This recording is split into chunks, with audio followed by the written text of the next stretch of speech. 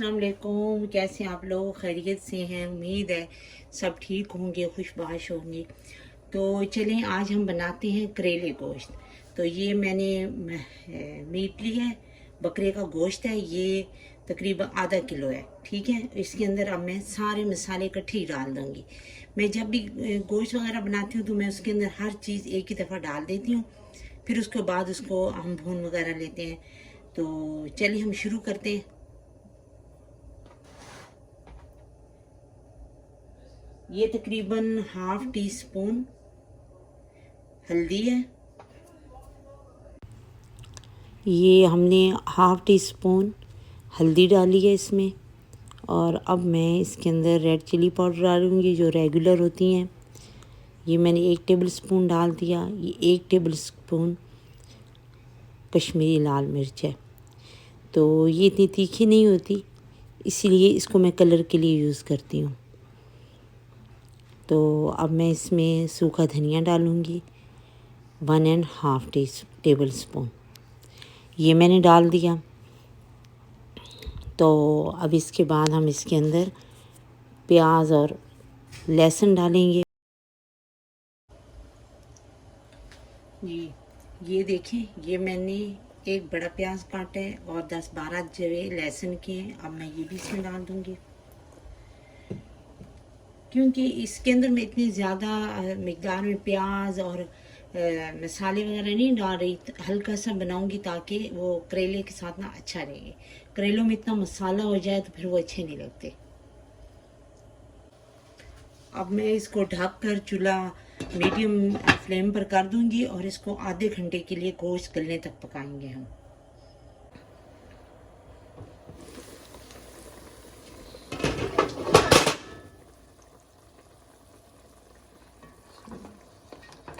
तो देखते हैं, ये अभी गला नहीं है सही, तो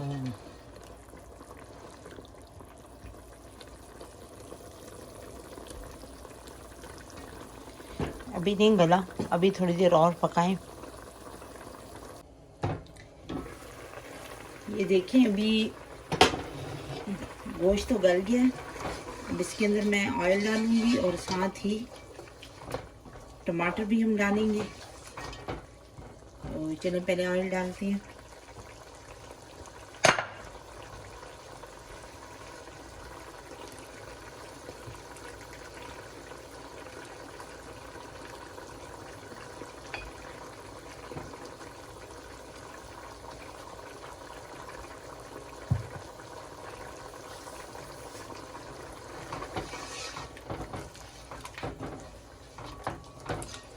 ये आधे कप के करीब ही था ऑयल डाला है, आधा कप। तो इसके अंदर फिर अभी मैं टमाटर डालती हूँ। थोड़ा सा पानी और खुश्क हो जाए तो फिर हम इसमें टमाटर डालेंगे और साथ ही मैं करेले काटने लगी हूँ, वो भी मैं आपको दिखाऊंगी।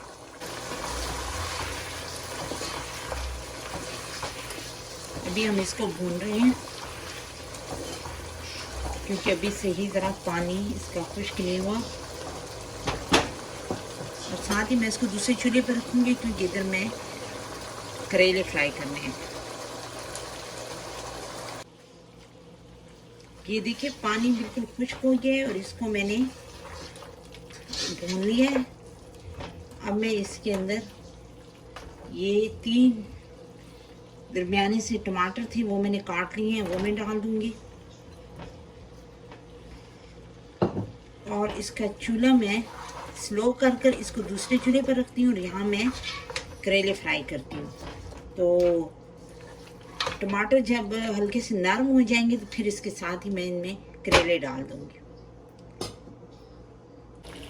चलिए, तो ये मैं अब इसके अंदर ये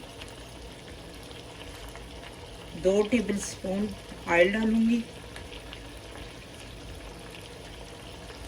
और इसके अंदर फिर हम ये करेले मैंने लिए थे आधा किलो। इनको मैंने काट कर इन पर नमक लगा कर रखा था। मैंने धो लिए हैं, धोकर छलनी में रखे हैं। तो इसके बाद मैं ये अब फ्राई करने लगी।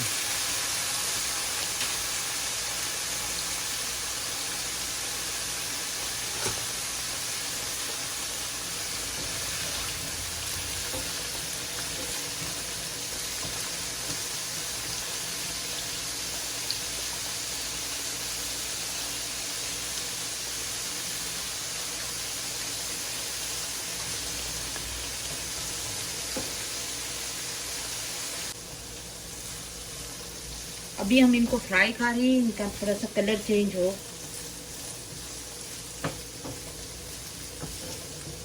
करेले अलग से फ्राई करूँ तो इनकी कड़वाहट जो है ना वो खत्म हो जाती है।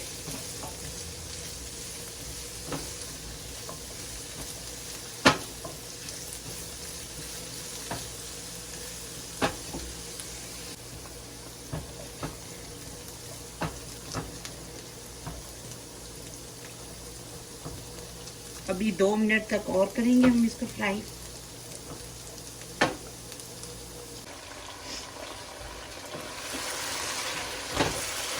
ये देखें, ये भी फ्राई हो गया है, टमाटर बिल्कुल नरम हो चुके हैं इसमें। और अब इसके अंदर मैं ये जो मैंने अभी करेले फ्राई किए ये मैं इसके अंदर डालने लगी हूँ।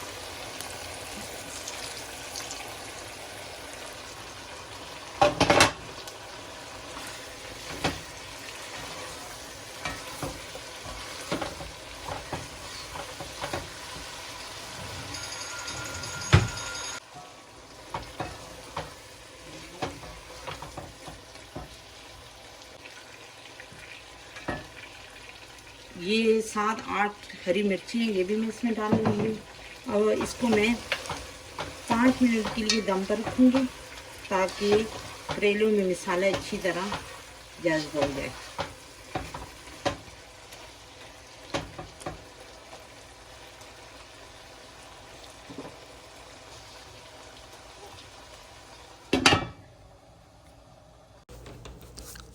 जी चलिए देखें, इसको चेक करते हैं कि ये पक चुके हैं। अब तो लग तो बहुत ही अच्छा रहा है, बिल्कुल करेले और गोश्त मिक्स हो चुके हैं।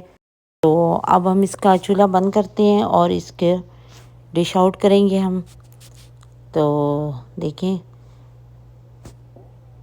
मुझे तो ये बहुत ही अच्छा लग रहा है। देखिए इसके अंदर टमाटर वगैरह सब कुछ मिक्स हो चुका है करेलों में, और ये शक्ल से तो बहुत ही मज़े का लग रहा है। अब खाएंगे तो पता चलेगा कि कैसा है। देखिए, करेले प्याज बनाए वो भी बहुत अच्छे बनते हैं, लेकिन गोश्त के साथ तो ये बहुत ही अच्छे बनते हैं। तो यहाँ पर इतने कड़वे नहीं होते करेले जैसे पाकिस्तान में होते हैं, लेकिन बहुत अच्छे बनते हैं। जी ये हमने डिश आउट कर लिया है, सर्व भी कर दिया है। तो अब मैं रोटियां बनाती हूँ ताकि हम इसको चखें, खाएं कि ये कैसा बना है। लग तो बहुत ही अच्छा रहा है। तो चलिए जी, आप भी ये डिश ज़रूर बनाइएगा और मुझे बताइएगा कि आपको कैसे लगे हैं ये। तो मैं आप लोगों से अब इजाज़त चाहती हूँ, अपनी अगली वीडियो तक। अल्लाह हाफिज़।